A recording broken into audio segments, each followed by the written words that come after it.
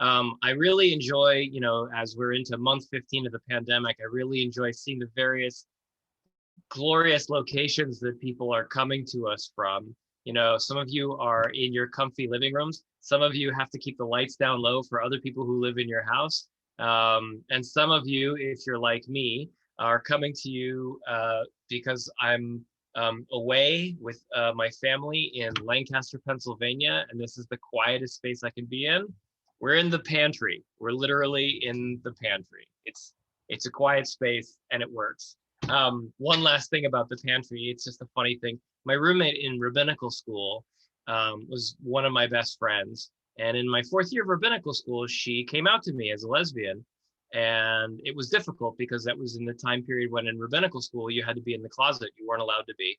And she had this great joke, which I just have to say right now. She said, I prefer not to call it being in the closet. I prefer to call it being in the pantry because we're Jews and there's no food in the closet, but there's food in the pantry. I always love that joke. Anyways, that's my friend Rabbi Eliana Yolkut in Washington, D.C. I'm Rabbi Mark Asher Goodman. I was introduced beautifully. This class is called 613 Windows into Your Soul. So if you joined for Rabbi Altein's class before, great. This is a really good you can see the pantry much better now that I'm kind of zoomed in on. He talked about 10 really important mitzvot, which is a really wonderful way of doing it. The reason that mitzvot are an important topic on Shavuot is because it's the giving of the Torah, right? Moses gets the Torah from God on Mount Sinai. And so it seems like an especially propitious and opportune time to talk about the mitzvot themselves that were given down on Sinai. We're going to be a bit more philosophic. We're going to look at the mitzvot from the perspective of why, and what, which is a lot of fun. And the particular perspective that I teach from, I've been teaching from this perspective from about 5 years now. And if you really like this class and you want more of it, great. I teach a class at 12:15 on Wednesdays through Beth Shalom and Breath Shalom, which is the synagogue at the top of the hill in Squirrel Hill and also at the bottom of the hill down by the lake in Erie. But I do it over Zoom, and you're welcome to join in. My take is that I've been learning Chassidut pretty much nonstop for the last 5 to 10 years and teaching for the last 5 to 10 years, which is pretty weird for a conservative rabbi who, as a surfer guy, kind of, skier, surfer, Californian guy. But that's my kind of take. So just kind of a heads up, the texts we're going to be doing from this class are basically going to go like this. I'm going to introduce a line from the Torah. I'm going to introduce a Hasidic riff on that line from the Torah. We're kind of doing a big spin all around. We're looking at a bunch of texts at the end. And then the fifth and final text is going to be capped by a short essay, very short essay that I wrote, which is exciting for me because it's one of the 53 essays I wrote and translations of text that I wrote for a book that is going to be published soon. So you guys get, for a lot of my students who take the Wednesday class have been seeing this whole book roll out, for years now. But you guys get to see a sneak peek at chapter 32, Bechukotai. And you guys can pre-order the book. No, you can't. There's no way to pre-order it. But I can at least promote it, and it's fun. But anyways, so that's a little bit of the way we're going. I hope you enjoy it. I'm going to try and teach fastish, if only because that will allow you guys to ask questions. If you have a question and you think, maybe you want to ask it on a certain text, you may want to just throw it into the chat. I think the chat is probably open and the questions will go just to Laura or to me, which is fine. If you think you can remember it at the end, you can just do raise hand and unmute yourself at the end. I know from experience, I've been teaching Zoom classes for a long time, and especially at this late time of night, that trying to do a lot of give and take and unmuting and calling on people could turn into a catastrophe. So we're just going to keep it simple. And I'm just going to read all the texts. If you get bored of my voice, if I am not entertaining enough, and if this isn't interactive enough, I apologize. I'm trying to do my best with the medium. So, thumbs up, waving, smiling, occasionally to let me know that you're with me. All right, and with that, I'm going to share screen with you, if I could find it. I got to switch real quick so that you don't see my Google calendars, so you don't see when my kid's soccer game is, because these are really important things for rabbis to keep private, that my daughter has soccer. All right, here we go. And you all at home probably have mastered Zoom by this stage in the pandemic. And if you haven't, I apologize. I'm going to make this as big as I possibly can for you. But also remember that you at home have a Command plus button on your computer that should allow you to Zoom text itself. So the class is called 613 Windows into Your Soul, the Hasidic and introspective nature of mitzvot. Mitzvot, the Hebrew word for commandments, occasionally erroneously referred to as good deeds. Mitzvot are good, but I don't know how good it is to put on my tefillin in the morning, right? On a regular weekday. It is good for me, but it's not like helping an old lady cross a street or giving $10 in tzedakah to an important cause in that terms of good. So mitzvot meaning command. All right, so let's start it off. Leviticus 18:5. Ushmartem et chukotai ve'et mishpatai asher yaseh otam ha'adam v'chai bahem. That's the important one, and it's in bold. Ani Adonai. Okay? You shall keep my laws and my rules, and a person should do them and live by them. I am the Lord. So a fairly innocuous sounding line from the Torah that we're going to kind of pull apart and ask the question, like, this kind of line shows up all throughout the Torah. What's special about this one? Additionally, the interesting thing that our rabbis are always fascinated with when we look at Torah is what words in here are different than we might have otherwise expected, right? Observe my laws and statutes and my Torah. I am the Lord your God. All of that's pretty standard. The key here that's a little bit different is v'chai bahem, right? And live by them. What does that mean? Why is that doing something here? We're going to get a couple nifty little comments. The first one is what I referred to in Hasidic texts as what I think of as a bumper sticker text, right? It's short, it's pithy. Somebody might make a good song out of it. You could put it on a bumper sticker and it would work. So the first text up is by a guy by the name of Rabbi Menachem Mendel of Kotzk, the Kotzker Rebbe. And the Kotzker was really about the democratization of text. He really believed that Chassidut and Kabbalah, wisdom literature of kind of the more mystical interpretations of Judaism, should be available to everyone, right? It should be something that everybody should have access to. It wasn't just for the elites. It wasn't just for the intellectuals. And joy and connection to God, to Torah, to prayer should be something that we should all feel equal to. The highest rabbi, the lowliest wood chopper, they're all the same, man. So he said this: do the commandments with liveliness and fire, b'chiut v'lahat, not out of habituation, lo mitoch haragel, like the mitzvot of learned folks. So he kind of had this really radical approach to mitzvot that all 613 of the commandments, whichever ones you do, don't take them for granted, right? I had a friend who we would occasionally make a joke that, one of the mistakes that she would make occasionally was she would take a big bite of a sandwich and the food would be in her mouth and she'd go, right, I forgot to make the blessing. Right, you make the blessing while the food is in your mouth, which is legal and still preferable to not making the blessing at all.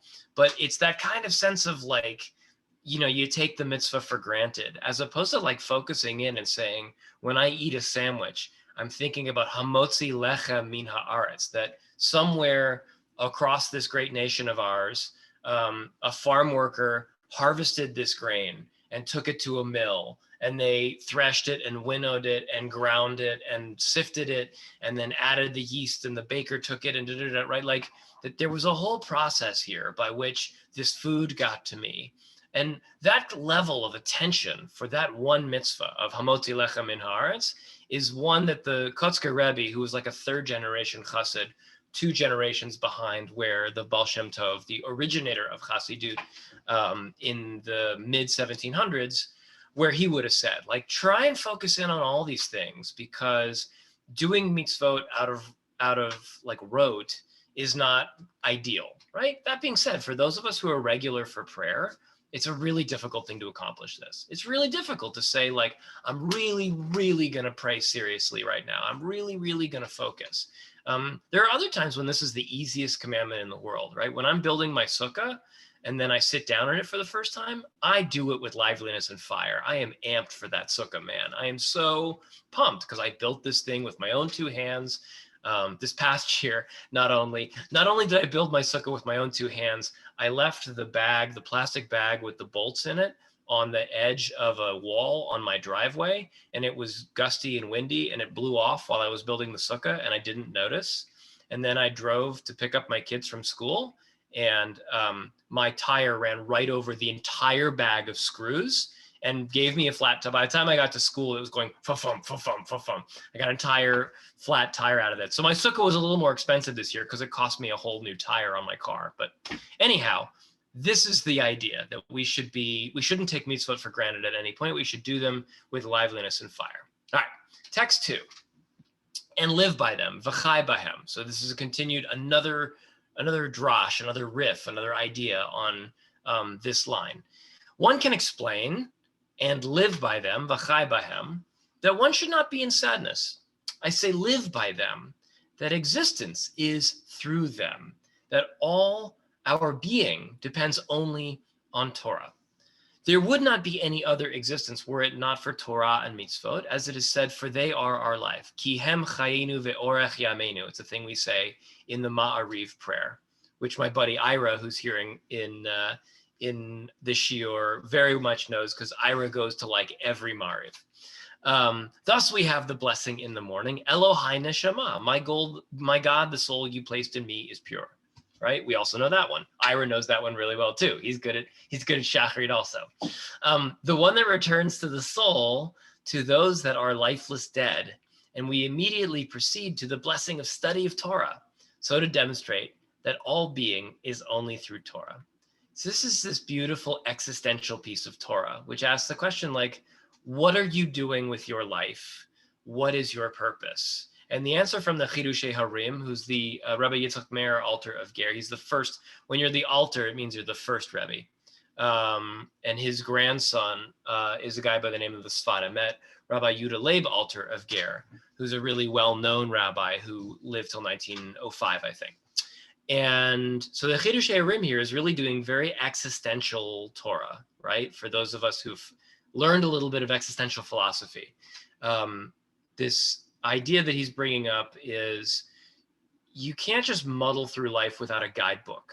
You have to have purpose. What's the purpose? It's the thing that we get on Shavuot at Sinai, that God hands down something like a book of the instructions for life, and we follow it. Now, you and I both know, because you're a smart group of folks, that it's not just literally doing the words of Torah, right? It's not just strapping a tefillin to my arm or, having Shabbat dinner in a very kind of literalistic, do the commandments in a very strict sense, but that there's like 70 facets of Torah, as they say, that there's wheels within wheels, and there's mystical behind the scenes secrets to Torah that we spend our whole life unpacking. And that's kind of what we're doing when we're thinking of Torah as existential in this nature, right? That it is something that we live within, that we really explore with the depth of our being to the fullest extent that we possibly can. And he pulls us apart. He gives this really lovely life by hooking to it a couple of prayers. And one of them is just, I love this beautiful idea. So in the morning, one of the first prayers we say in Saturday morning services, but also weekday services, we sing Elohai neshama shenatata bi tohorahi, right? My God, the soul you placed in me is pure. Some people, by the way, don't even say this in synagogue. They say it when they first get up, right? God gives us a soul, and we thank God for it. What's the next blessing in the book? La'asok b'divrei Torah. Blessed are you, Lord our God, ruler of the universe, for who commanded us to be busy with Torah, to immerse ourselves in Torah. So what's the learning that the Chidushei Harim, that Rabbi Yitzchak Meir Alter of Ger is doing with this? He's hooking these two ideas together. He says, God, thank you for creating me. The next blessing is God, thank you for creating Torah. Clearly the intent there is God created me to study Torah. That's it. That's the whole ball of wax, baby. Anything else is kind of like extraneous and unnecessary. All right, we're going to keep going. So earlier we were looking early in Leviticus 18, and now we're kind of shifting a little bit further down in the Torah, and we're actually into Leviticus 19, which has some of the most important lines in Torah. I will bet you all $1 that at least one rabbi and probably 3 have quoted "Love your neighbor as yourself" this evening. One of the things that happens, and I learned this now that I'm 3 years in Pittsburgh, is that the rabbis who do the Tikkun Leil for the Federation, they bring the greatest hits, man. They bust out the really big stuff that everybody knows. Like every rabbi feels like, I gotta do a "Love your neighbor as yourself." That was a couple lines earlier in Leviticus 19. A few lines later, we get this really interesting verse. Lo tignavu velo techachashu velo tishakru ish ba'amito. Okay, so you shall not steal, you shall not deal deceitfully or falsely with one another. Now, this seems like a pretty basic commandment. Really seems basic, right? Like the minimum thing that a human being could be expected to do is not cheat and lie and steal.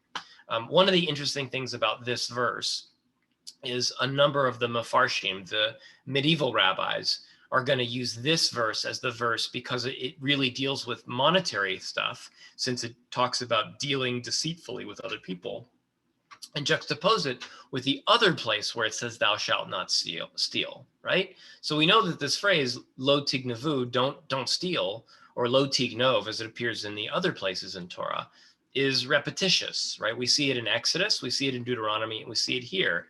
Do we really need the same commandment 3 times? The answer is no. For many of the medieval commentators, what they understand is here we're talking about stealing stuff from people, right? Don't break into other people's houses and steal their, I think this is a blender. It's pretty weird. I don't know. Like I said, this is not my house. Don't steal is monetary stuff. There in the 10 commandments, where actually some of the rabbis believe we're talking about kidnapping. We're talking about stealing a human being, because the mitzvah that precedes it is don't murder. So if we're talking about don't murder a person, then the next logical step is don't steal a person. Not all the commentators agree. Some of them just think this is emphatic, that we're saying don't steal, just in case you forgot these other 2 places in Torah where it said don't steal. Don't steal is a big one. Okay.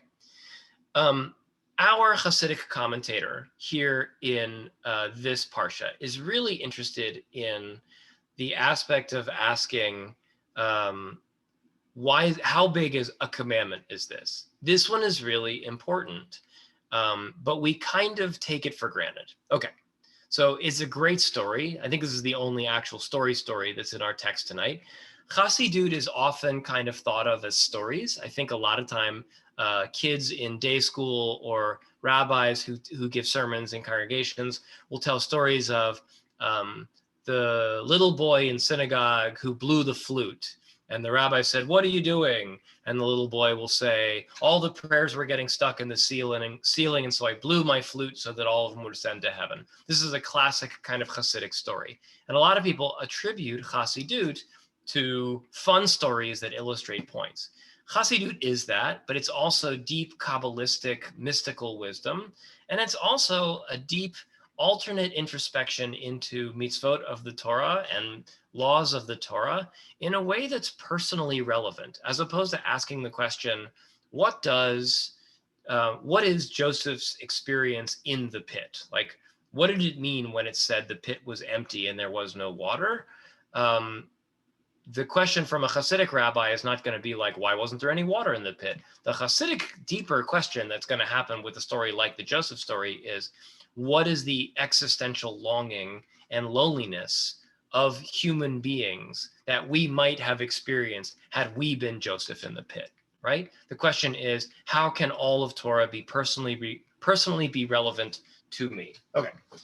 So I'm going to read this story now. You guys are like, "Rabbi, you're spending too much time introducing the story." Just read the story. Once there was a shochet, an exceptional scholar and full of respect for God, before Rabbi Yisrael Salanter. So Rabbi Yisrael Salanter is actually not from the Hasidic side. He's from a related school in Eastern Europe known as Musar. Musar was kind of self-ascetic group of Jews, he says, while pretending to flagellate himself in the back like we were Catholics, a certain brand of friars in medieval Catholic orders. But the concept of Musar was that you would afflict yourself and you would suffer because it would give you a deeper understanding of humility before God, right? Okay, so Salanter was one of the great scholars of the Musar movement. He was one of the most well-respected and known rabbis of that world. He asked him about his desire to leave his job as a shochet, for he was afraid of the great responsibility of potentially rendering and presumably selling meat that wasn't kosher. So a shochet comes to the rabbi and says, Rabbi, I got to quit. I can't do this anymore, right? I'm worried that, I'm selling unkosher food. And if I do that, I'm ruining people's, religious connection. I want to do something else for a living. The story continues. What business do you think you might engage in, right? Asked Rabbi Yisrael. I will open a store and sell things, replied the shochet. Great little pivot in the story, right? Why? It's great because the rabbi, his first question to a guy who says, Rabbi, I want to quit my job and do something else. The rabbi goes, ugh, Bubala, what else are you going to do for a living, right? The rabbi's worried about his parnassa. The rabbi's worried that the dude's not going to have a job. So he worries after him. So here we go. Here's the end of the story. You were all waiting. You were on pins and needles. I can see Marlene. Marlene was like, Rabbi, thank you for scrolling down. I was dying to know. Okay. Rabbi Yisrael thought and said, in shchita, in kosher slaughter, you have worries lest you violate one prohibition regarding nevela, ritually unkosher meat. All the more so you should be worried if you become a store owner and a salesman, for it combines many things to avoid and prohibitions. Do not steal. Do not covet. Do not oppress your workers. Do not wrong your fellow. Do not pilfer. Do not deal deceitfully. Do not lie. The positive and negative commandments of keeping honest weights and measures, etc. All right, so I'm going to explain this in case you missed it, because it's a little complicated, but it's an amazing piece of Torah. It's maybe the best text of all these, although I do like 4 and 5 a lot. He's basically saying, right, the shochet comes and he says, I can't do shechita anymore. I'm worried I'm going to mess up and sell people unkosher meat. And the rabbi says, what are you going to do? He's like, I'm going to go into business. And you would think that would be, there's a possible answer there where it's like, oh, that's good. In business, you don't have to worry about so much ritual mitzvot. Rabbi Salanter says nothing could be further from the truth, right? You in the business world as a Jew need to follow so many commandments, and you have to be so punctilious, and you have to be so honest, and you have to be so good, right? There's many, many, many more commandments to doing business than there are to being a shochet. A shochet, you just got to worry about slicing at the right spot in the jugular and carotid artery. But a business person has to worry about their weights, their measures, their accounting, their presenting of the materials, whether they deal honestly with their supplier, with their customers, right? Everything's got to be above board. And at any moment, you could slip up, right? So whereas a ritual slaughterer, there's only one spot that they could slip, no pun intended, a person in business has a lot of opportunity to screw up. So why did I bring this text as one of our paradigms for thinking about mitzvot? Because I think that this idea that mitzvot there's so many of them, 613, and I'm never able to keep on top of all of them or whatever. Or, sometimes I'm going to drop the ball or I'm going to miss out on this one or that one.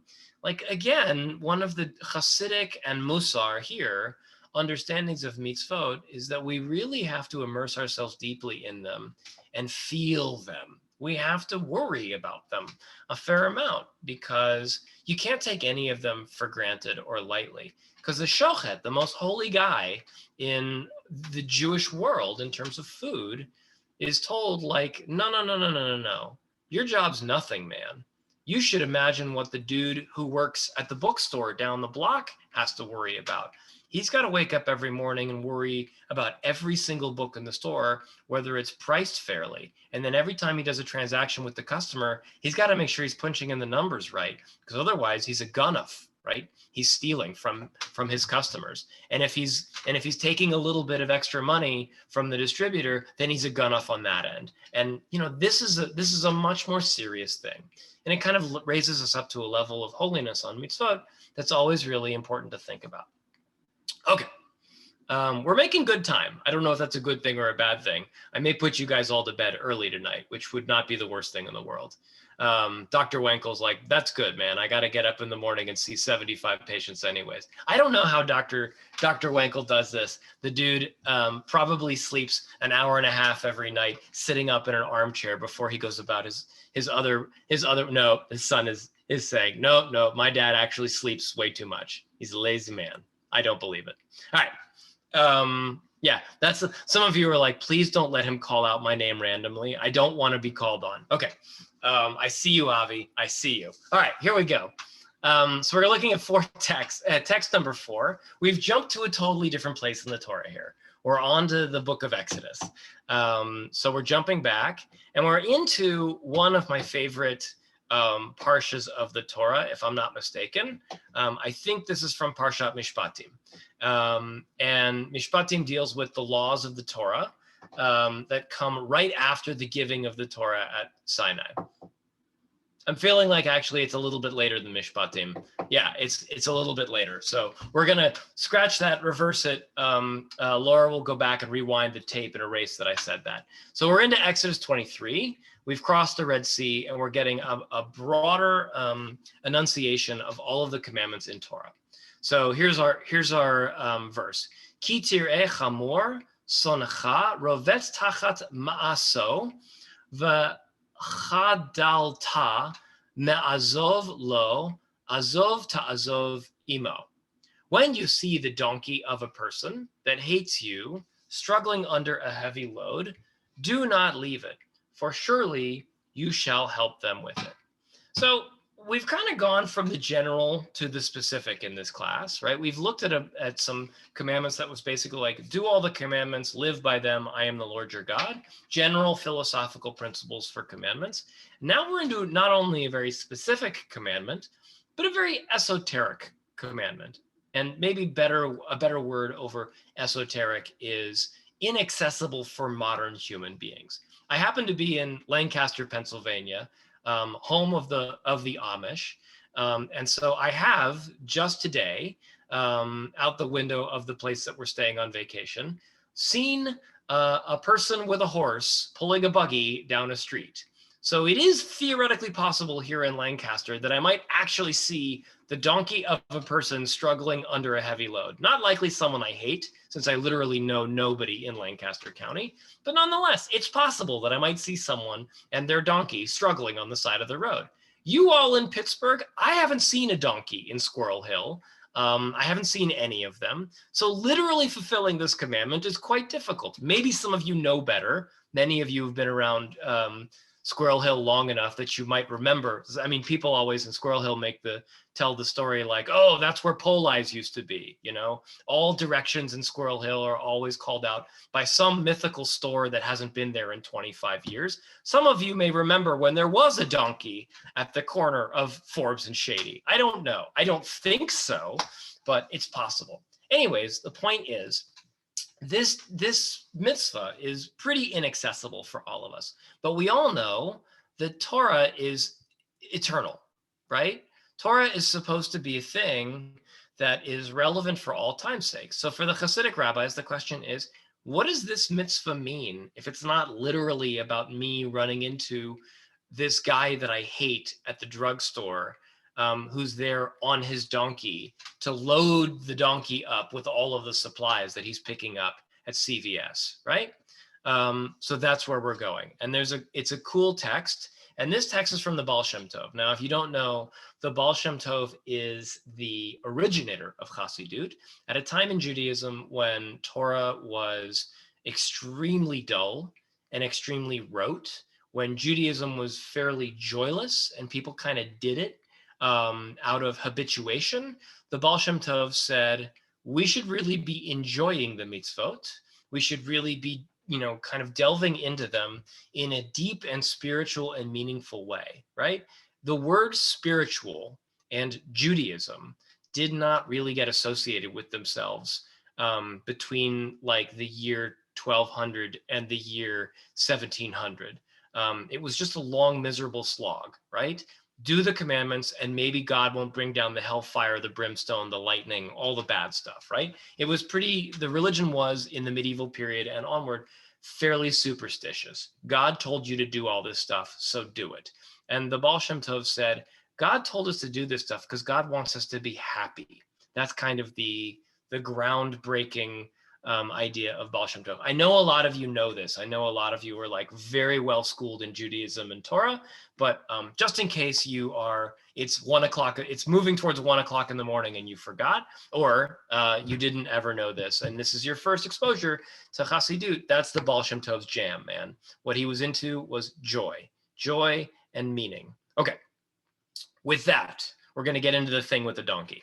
The Baal Shem Tov said, so this is Rabbi Yisrael, who lived until 1760. When one observes well their material self, their body, one sees that it hates you. It hates your soul, which yearns for the divine and the spiritual. See further that it struggles under its burden. All right, if you're confused, now you've got something to hang on to. Struggles under its burden was the thing that the donkey is doing. It is lazy in the fulfillment of Torah and mitzvot, that the Kadosh Baruch Hu, that the Holy One, blessed be God, gave them mitzvot so they would purify the body on their account. He keeps going. And far be it for you to think that you should leave it. Would you start in with asceticism in order to smash the notion of corporeality, in order that the body would be capable of fulfilling its mission? This is not the path for one to dwell with the light of Torah. Rather, you shall surely help them with it. It is upon you to purify your body and not to break it through asceticism. All right, some of you, and by the way, I'm with you. Some of you are like, I do not know what just happened. I just entered in a mystical dimension. Maybe I'm having an acid flashback from the 60s. I don't know what I just read. Okay. Let me take you through it a little bit slower. The Baal Shem Tov is playing with the words in a very fun and mystical way. And he's playing with one really important idea in Chassidut. And the important idea in Chassidut that he's playing with is the problem of the body and the soul, right? If God created us with souls and God gave us the Torah to nourish our souls, then what the hell is the point of the body? It's just this annoying piece of flesh that I have to feed and sleep, and it gets tired and lazy, and it's just this impediment to doing Torah, right? The soul cleaves to Torah, the body needs food and drink and sex, and it dies, right? It's lazy, it's bad. It's the thing that, for some of you who are falling asleep right now, is keeping you from Torah, right? If you could stay awake, if it weren't for your body getting exhausted rightfully at the end of a day, you could keep learning on till 5 o'clock in the morning. But the body, the flesh is weak, right? But if we could create a stronger, if we could eliminate the body, then we would be able to dwell in the world of Torah all the time. So his reference here, the move that he's making here, is the idea of the divine and the spiritual battling the material, or the gashmiut, right? And that the body struggles under its burden, and the burden is Torah, right? It wants to, our body can't handle the desire for Torah that our soul has. It gets tired, it goes to bed, it decides there's something better on Netflix, right? It takes us away from doing the study of Torah and the doing of mitzvot, right? We want to do the right thing, but our body lusts for all sorts of things that we don't, that aren't good for us, right? Chocolate, Ferraris, whatever else is our crutch that keeps us from spiritual matters. Okay, so that's the purpose of mitzvot, that they're there to purify the body. They help us physically move in the right direction. But then he kind of twists into it in alternate direction. One might very well make the argument that a person should feel bad about the fact that they feel guilty about the fact that they are not capable of fulfilling Torah, that they're not capable of staying up till 5 o'clock in the morning, right? Some of you might want to stick your feet in a bucket of water, stay up till 5 o'clock in the morning and learn Torah. Some of you might feel guilty that you have not been a good human being, and so you will fast, right? And you will punish yourself. And he says this is not the path for one to dwell in Torah. And he uses a quote from this last verse, which is, you shall surely help them with it, right? So in his understanding of this verse, the Baal Shem Tov's understanding of when you see the donkey of a person that hates you struggling under a heavy load, the donkey of the person that hates you is your body keeping you from doing Torah. The heavy load is the mitzvot and the Torah, and the do not leave it. Don't leave your body. Stay in it. Keep your soul and your body together. You shall surely help them with it. Put your body and your soul together. Make for a healthy body. Make for a healthy soul. And you'll go in the same direction, and you'll wind up with Torah. The cool thing is, this is such a radical rereading of text, right? This is not what it literally says in any way, shape, or form. We were just talking about literally loading and unloading the donkey of a guy you really don't like at the gym. Oh, there's Dave. Dave's a jerk. Dave took the last spin cycle from me last time. He always does that, and he sweats all over the bike, and he never cleans it up after himself. Dave's the worst, right? Then we see Dave with a sprained ankle in the parking lot, and he's dropped all his bakery boxes from Prannell's, and you go, I'm not going to help Dave. That guy sucks. I don't want anything to do with him. The Baal Shem Tov says, listen, this situation is not that realistic, but focus on the metaphoric situation of this, where it's about your soul and your body working in harmony to do the mitzvot. All right, that is the fourth of our texts. I even, by the way, I put this little kind of thing here to remind myself of what all these things are, because this text was so confusing that I needed to remind me, here's all the metaphors and symbols that he's using in here to get in the direction that he's going. I find this one to be a really wild one, but it's a window into how free the Hasidim could be from text. This is the fifth and final text. It's going to conclude with a short reading of the essay that I wrote to add to this. I think this is a nice place to leave, because it's really the point of Shavuot. The funny thing about Shavuot is we all get together and learn Torah. I see a lot of these faces, a lot of you who are in this room right now all year long. And I really love that, because that's really the greater message of Shavuot, which is and you all know this, it's not about one night of learning a year. It's really about learning a lot all the time, and being kind of in it and engaged in it as much as you possibly can, which is great. This text is really interesting because it kind of gets at an approach to life that is born out of an approach to mitzvot. So the way the book is framed is each of the chapters starts with a question. And it's just a question for a person to dwell on, right? This is not the kind of book where a person reads cover to cover, and says it was a real page turner. I couldn't put it down. The main character was so compelling, right? There's no main character. It's 53 chapters of Hasidic commentary with little essays that I wrote about it. It's the kind of book that you pick up and you read a little bit and then you put it down. And then 7 weeks later, you pick it up again and you read a little bit of it and you put it down.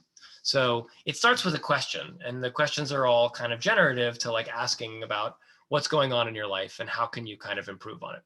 So the this first question of ours is, or the question for this chapter is, what are the annoying and meaningless tasks in your life?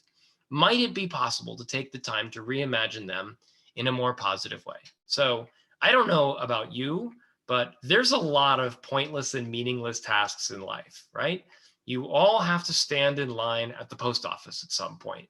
We all get stuck at that on-ramp in Squirrel Hill where we have to wait for all the other cars who are trying to merge into the tunnel to get through and go through, right? Like we all have those little things where we're a little late for work and we're a little anxious and this is annoying and meaningless. And you're like, why? Why do I have to do this? Okay, we'll get there. So this is off of Leviticus 26, Bechukotai, which is one of the chapters of the Torah we just recently did.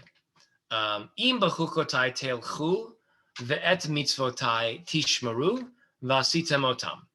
If you follow my laws and faithfully observe my commandments. So of course, this will continue by saying, I will reward you in your time. But we're not really interested in going that far.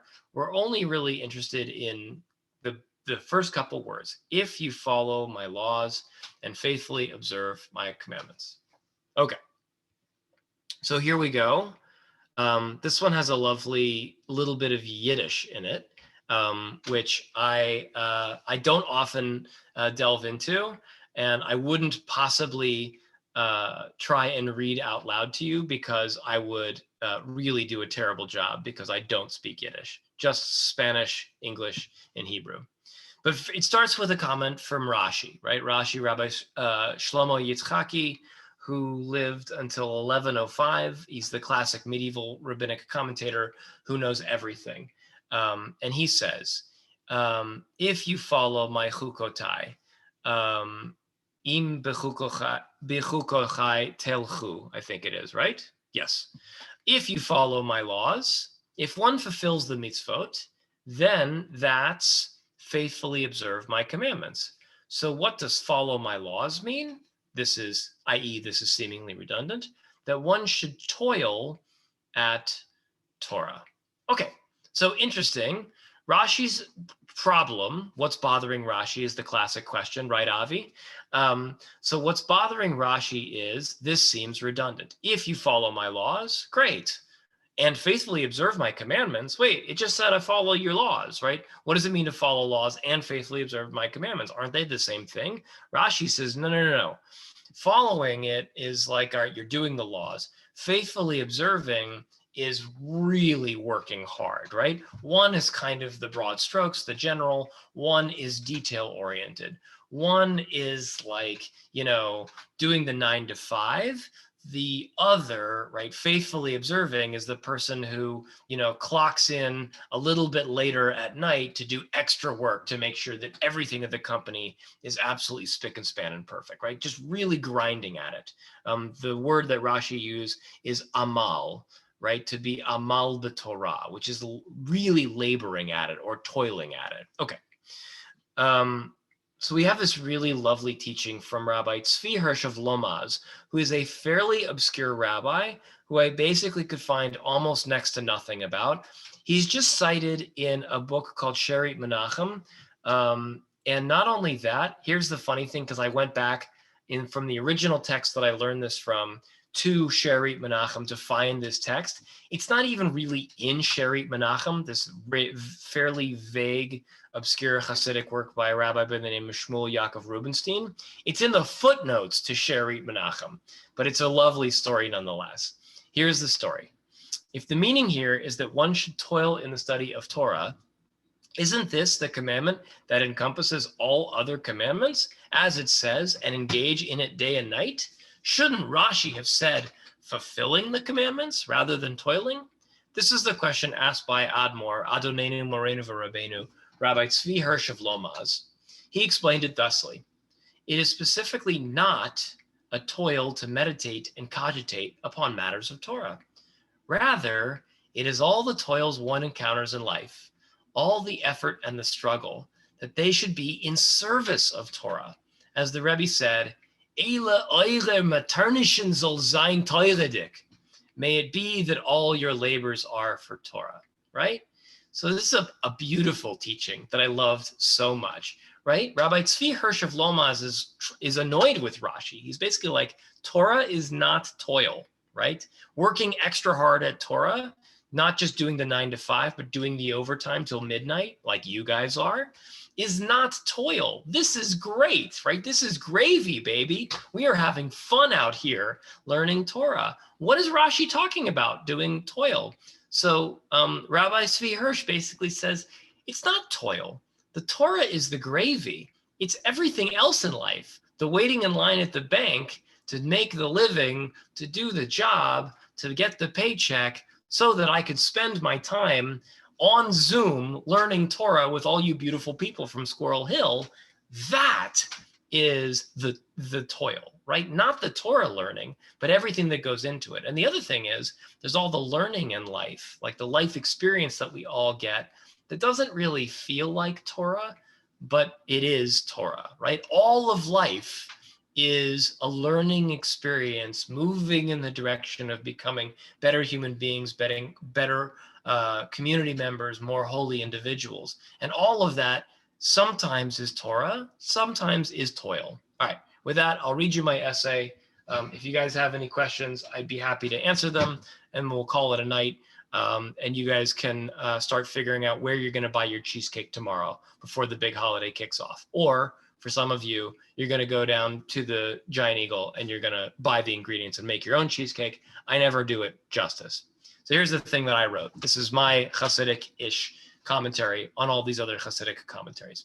Sometimes life experiences feel dumb and meaningless, tedious. The waiting in line at the post office or the grocery store, the dishes and the laundry, spending hours scanning and copying documents, setting up chairs, sitting on hold to customer service only to yell, "Speak to a representative," at various intervals every few minutes. This menial grunt work of being human, it feels pointless. For busy people with important lives, it can also feel beneath us or an interruption to the important work that we have to do. The article we are writing, or the presentation we prepare for, or the patient we are seeing. We think that the drudgery gets in the way of the big important stuff. Nothing is beneath us. Nothing is drudgery. The small stuff is the big stuff. Torah is an expansive concept for the Hasidim. It is not just the sitting at a desk with a partner and learning the Bible with its various commentaries, or the Talmud, which is a part of that expanded definition of Torah, since it traditionally is regarded as the oral commentary on the written law of Torah. For Rabbi Tzvi Hirsch of Lomaz, we learn that it is all Torah, for if we learn from it, it is incumbent upon the person that is present in the universe and in their own life to make meaning from the inscrutable, the irritating, and the laborious. A Sisyphean task is a state of mind, really. If it feels pointless and redundant and without merit, then we will regard it with disdain and resent it. But if we embrace it as part of the learning, even an unpleasant or unfun part, then we make meaning of it. Because what the Lomazer Rebbe is really teaching is that we ought to invert the words of Rashi in order to go deeper in creating meaningful human experience. Rather than reading it as one should toil at Torah, instead read it as find the Torah in the toil. I hope you guys had a really great Shavuot. I'll stick around and answer any questions that you guys have. It was a pleasure learning from you and with you. And that's all I got. Thank you, Rabbi. Thank you, Rabbi. Thank Very you. good. Rabbi, what was the meaning of the flat tire? Oh, that's such a good question. That's the the only story I could come up with off the flat tire is, and it's a nice one, is a straight up Good Samaritan came over. A dude pulled over his car. He saw me struggling with the jack when I went back and fixed it. And this dude pulled over with his car and he had a full set of socket wrenches in his trunk. And he had the exact right socket wrench and he had the pneumatic drill that took the bolts off. You know how it is when your tire's all like really on there and it's like rusty and whatever. He got it right off, and he changed that tire in like 10 minutes, and it would have taken me like 45. So it was a meaningful human experience with another person. Maybe that's Building community. could be. But I'm droshing now. Now you're asking me to drosh other random stuff like flat tires. Very good. Great, everybody. It was good. Thanks, everyone. Have a great Shavuot. You too. Thanks for the great energy Oh. every night. Thank you. Keeping us all up. Trying my best. Thank you. Yeah.